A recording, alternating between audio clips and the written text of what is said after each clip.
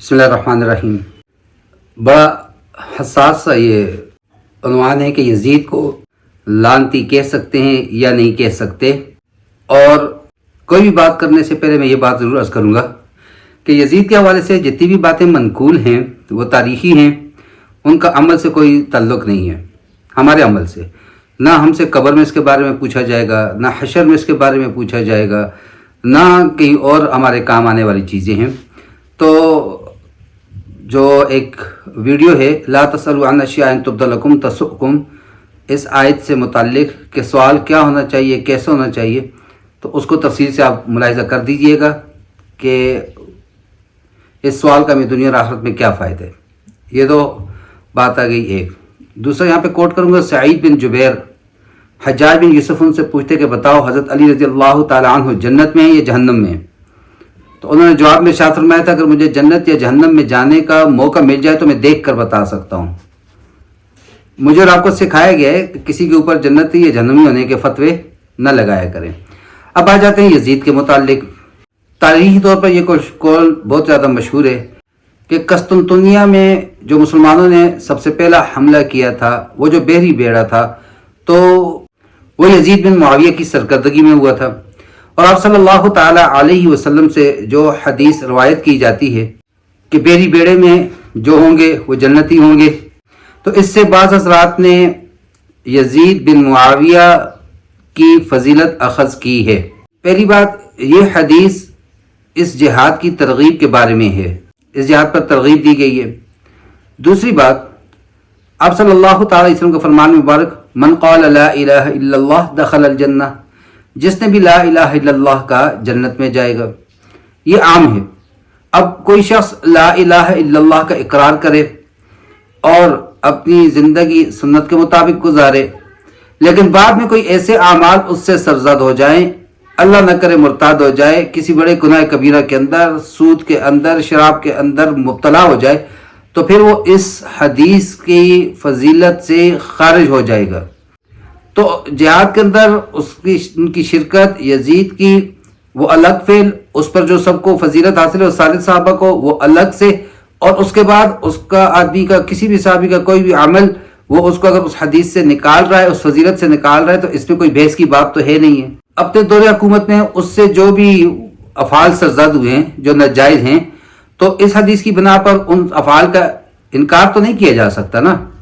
البتہ اس پہ لعنت کرنی ہے یا نہیں کرنی، اب لعنت یہ مستقل ایک الگ سے چیز ہے۔ اب شیطان ہے، اس پہ ہم لعنت کرتے ہیں، اس پہ اللہ نے لعنت کی قیامت کے دن تک، وَإِنَّ عَلَيْكَ لَعْنَتِي إِلَىٰ يَوْمِ الدِّينِ۔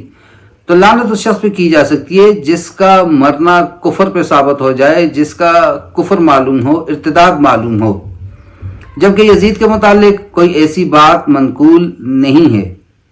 جو گناہ اگر اس سے ہوئے ہیں تو ایسے گناہ حضرت عثمان رضی اللہ تعالیٰ عنہ کی شہادت میں لوگ کیا شامل نہیں تھے؟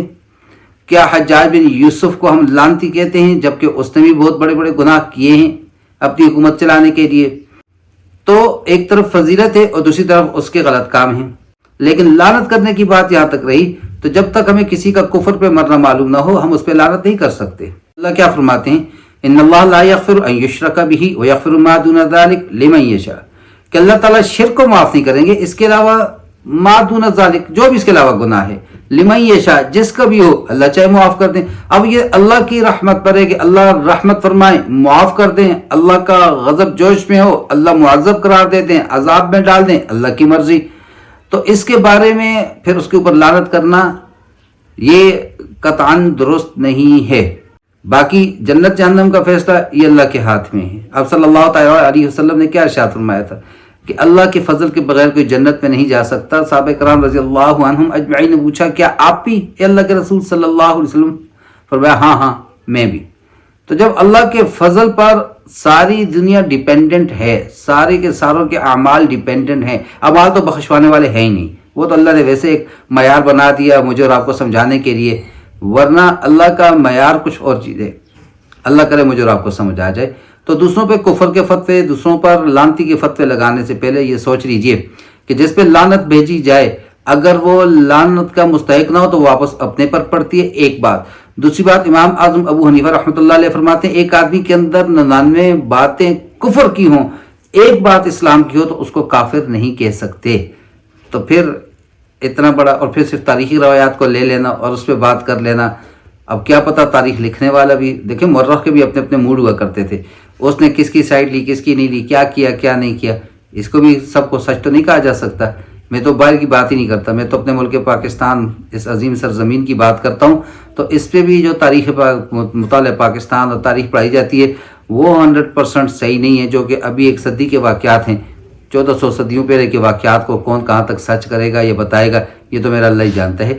اپنے ایمان کی فکر کیجئے، اپنی ایمان کی سلامتی کی بات کیجئے. کیا فرماتے ہیں اللہ، الا من اتى اللہ بقلب سلیم، جو سلامت دل کے ساتھ آ گیا، شرک سے پاک دل کے ساتھ آ گیا، نجاستوں سے پاک دل کے ساتھ آ گیا، وہ کامیاب ہوگا.